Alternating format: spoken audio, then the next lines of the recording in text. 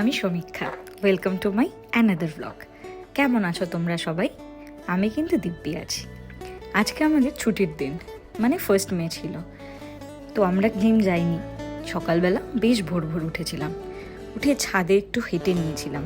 কিছু তো ওয়ার্কআউট করতে হবে। বিয়ের পর দুজনে মিলে যা ওজন বাড়িয়েছি, মানে আমাদের ওজন ঝরাতে দম বেরিয়ে যাচ্ছে। আর এই দেখো, ছাদের এই গাছটায় কি সুন্দর কাগজি লেবু হয়েছে, সেগুলোই দেখছিলাম ঘুরে ঘুরে।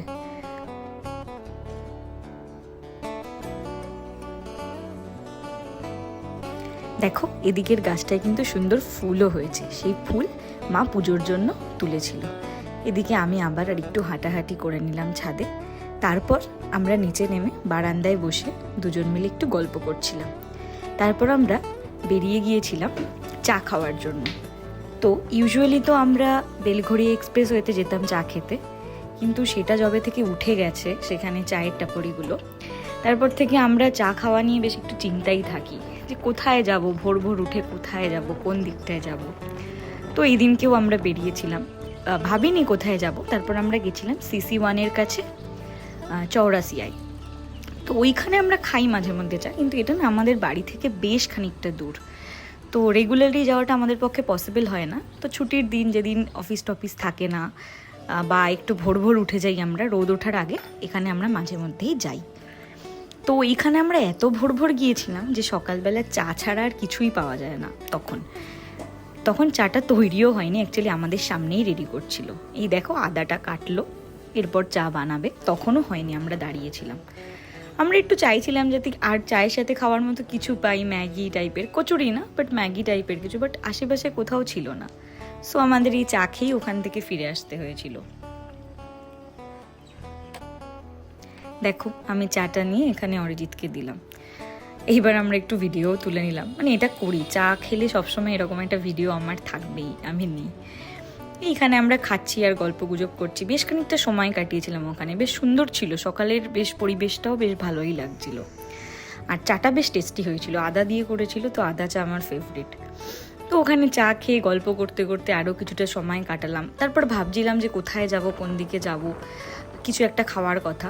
তো কিছু না পেয়ে আমরা বাড়ির দিকে চলে এলাম আর চিকেন কিনে নিয়ে এলাম। তো চিকেন কিনে এনে চিকেনের একটা স্পেশাল প্রিপারেশন সেদিনকে বানিয়েছিলাম, একটু অন্যরকমভাবে, মানে নর্মাল দিনের থেকে একটু আলাদা। তো বেশ ভালো লেগেছিলো, মানে খেতে তো খুবই ভালো হয়েছিল। আর ওটা না বিশেষ করে ফ্রাইড রাইস বা পরোটা এগুলো দিয়ে বেশি ভালো লাগছিলো। তো আমরা পরোটা দিয়ে খেয়েছিলাম রাত্রিবেলা, বাট দুপুরে ভাতের সাথেই আমরা খেয়েছিলাম। দেখো, এখানে ওটা ডান হয়ে গেছে। তো ভাত ঠাত খাওয়ার পর লাঞ্চ কমপ্লিট হয়ে গেলে আমরা একটু মুভি দেখতে বসেছিলাম। অ্যাজ ইউজুয়াল আমরা যেরকম সবসময় দেখি, মুভি ছাড়া আমাদের দিনটা ইনকমপ্লিট থাকে। মুভি বা সিরিজ কিছু একটা চলতেই থাকে। তো তারপর একটা পার্সেল এসেছিলো হট করে, তো পার্সেল আনতে গিয়েছিলাম নিচে। তো পার্সেলটা ছিল না ওপেন বক্স ডেলিভারি। অ্যাকচুয়ালি আমাদের এটা খুব স্পেশাল একটা পার্সেল ছিল, চেয়েছিলাম যে আমরা নিজে হাতে খুলবো, বাট কী করা যাবে, এখন সমস্ত কিছুই অনলাইনে শপিং করলে একটু ওপেন বক্স ডেলিভারি করে দিয়েছে।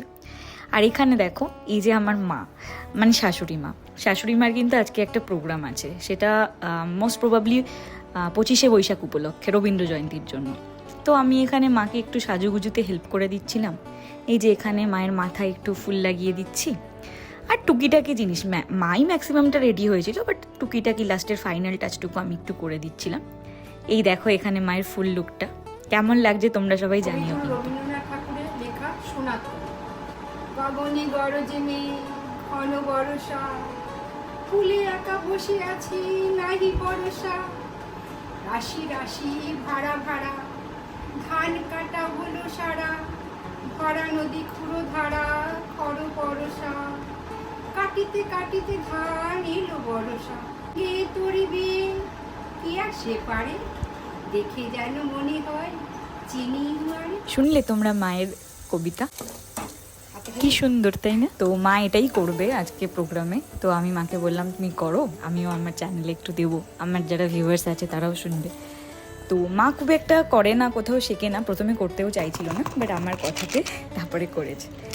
আর এইখানে দেখো আমি বিকেলবেলা উঠে বানাচ্ছিলাম হচ্ছে কর্ন। তো কর্ন ফ্রাই বানিয়েছিলাম। এটা না বারবিকিউ নেশন স্টাইলে যেরকম করে বানায়, এটা আমি খুব ভালো খাই, তো ওটা বানিয়েছিলাম। আর সেদিনকে রাতে বাইরে থেকে খাবার এনে ডিনার করেছিলাম মিক্সড ফ্রাইড রাইস আর চিকেনের একটা আইটেম। ব্যাস তারপরে আর কি আমরা রাত্রিবেলা ঘুমানোর সময় যেটা করি মুভি দেখি বা সিরিজ দেখি, তো তেমনি এই সিরিজটা দেখেছিলাম। আমার ভীষণ ভালো লেগেছে, নতুন বেরোনো সিরিজদের মধ্যে খুব ভালো, তোমরাও দেখতে পারো, রেকমেন্ড করলাম। ব্যাস এই তো এইভাবে সুন্দর আরও একটা ছুটির দিন আমরা একসাথে কাটিয়ে ফেললাম। তোমাদের সাথে দেখা হবে নেক্সট কোনো ব্লগে। Till then take care, bye. আর ভালো লাগলে চ্যানেলটা সাবস্ক্রাইব করতে ভুলো না কিন্তু।